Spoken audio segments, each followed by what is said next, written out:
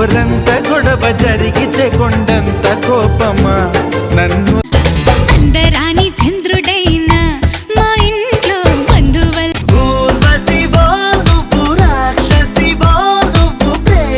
కాలం నేను మరచి జ్ఞాపకాలు జారిపోయిందా సన్నాయిలా ఉందే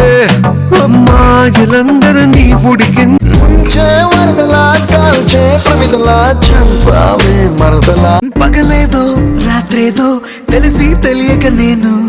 మెలకువ బాణం సీత ప్రాణం జన్మలెన్నై నడిచే హరివిల్లా నన్ను నువ్విల్లా గురి పెడుతుంటే ఎలా అనగనగనగా అరవిందట తన పేరు అందానికి సామటవర గమనా నిన్ను చూసి ఆగగలనా మనసు ఆ కుర్చీని మార్చబెట్టి